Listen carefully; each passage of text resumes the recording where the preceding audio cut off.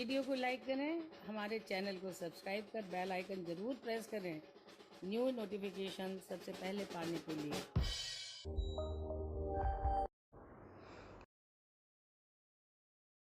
मित्रों, दिग्विजय देश की आवाज़ में आपका बहुत बहुत स्वागत है।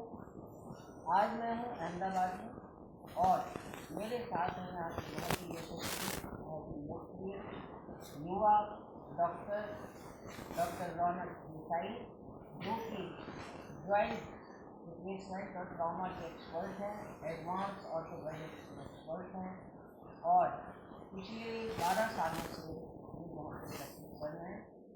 जो इनके कैरियर की, इनके जीवन की खूबसूरती है वो ये है कि केवल पैसा कमाने की तरफ इन्होंने ध्यान नहीं दिया कि ऐसे हॉस्पिटल से जुड़े हुए हैं तो बहुत ही नॉमिनल चार्ज पर गरीब आदमियों के लिए आशा की एक किरण है, एक उम्मीद है। इसके अलावा, जिसके बारे में ये अभी बताएंगे स्वयं, इसके अलावा ये राजस्थान जो कि लगता हुआ है, वहाँ के बहुत सारे गाँव में ये जाते हैं ताकि वो पेशेंट्स जो यहाँ तक नहीं आ सकते उन तक ये पहुँचकर स्वास्थ्य चलकर, डॉक्टर चलकर मरीजों के पास पहुँच रहा है। ये इनकी जीवन की खूबसूरती है। बैकग्राउंड में अगर बताऊँ तो इनके पिताश्री श्री नरेंद्र भाई देसाई स्वर्गवासी हो गए हैं, लेकिन उन्होंने जीवन पर्यंत जनरल मेडिसिन की प्रैक्टिस की। इनका बैकग्राउंड गांव से है। पढ़ाई के लिए अहमदाबाद आए तो फिर आपको पता ही है शहरों का अपना आकर्षण होता है और अहमदाबाद को काफ़ी गढ़ है।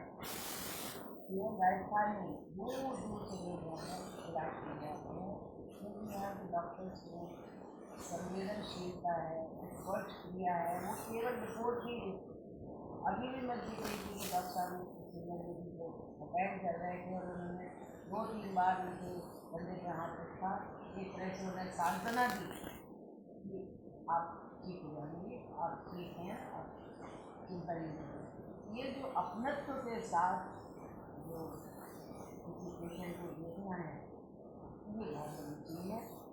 और आइए उनसे जानते हैं कि जो सीनियर लेडीज है अक्सर घुटने और कमर दर्द से पीड़ित रहती है, तो इस स्थिति पर पहुँचे ही नहीं, इसके लिए उन्हें क्या करना चाहिए? नमस्ते। नमस्कार डॉक्टर साहब। तो दर्शकों, आप सबका मैं तहे दिल से खूब आभारी हूँ कि मुझे आपने ये मौका दिया कि आप लोगों से थोड़ी मेरी जानकारी साझा कर सकूँ। जैसे मैडम जी ने बताया कि भाई घुटनों की और कमर की दिक्कतें आम हो गई है उम्र बढ़ने के साथ, ज़्यादातर महिलाओं में। तो हम लोग इसके लिए बहुत सारी चीज़ें कर सकते हैं।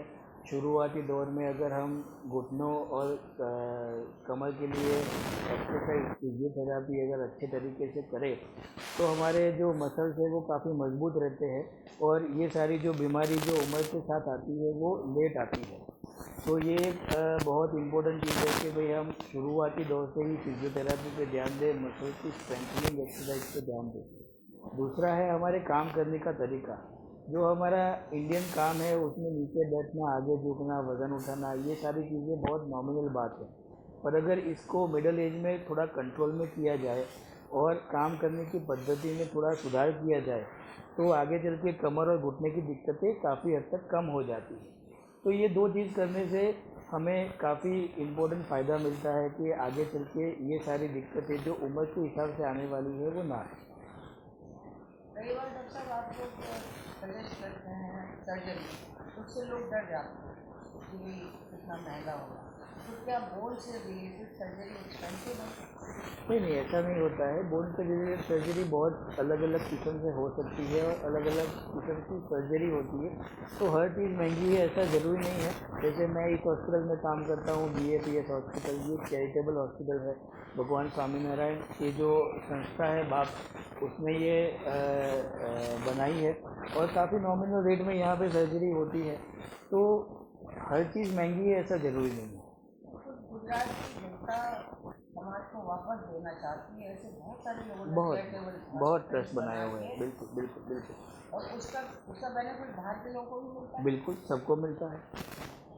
डॉक्टर मैं एक चीज़ जानना चाहती हूँ कि पिछले 10-12 सालों में आप प्रैक्टिस कर रहे हैं, क्या एडवांसमेंट हुई है, जैसे मतलब कि हमारे इस फील्ड में फील्ड में जिस तरह का इसमें एडवांसमेंट हुआ है। जैसे मैं घुटने की बात करूँ तो शुरुआती जो घुटने की सर्जरी होती थी नी रिप्लेसमेंट, उसमें बहुत फिजियोथेरेपी करनी पड़ती थी, कीड़ा बहुत बड़ा लगता था, ज़्यादा दर्द होता था। लेकिन अभी जो रिसेंटली हम नई पद्धति से सर्जरी करते हैं तो उसमें कीड़ा बहुत छोटा लगता है, ब्लड लॉस नहीं होता है, कोई ज़्यादा फिजियोथेरेपी नहीं करनी पड़ती है, रिकवरी बहुत फास्ट हो जाती है, आदमी दूसरे दिन से चलने लगता है, टॉयलेट बाथरूम सीढ़ियाँ चढ़ना भी अब आसान हो गया है। तो और जो घुटने लगते हैं उसकी आयु भी बहुत बढ़ गई है। जैसे पहले जो घुटने आते थे वो 15-20 साल चलते थे, अब 30-35 साल चलते हैं।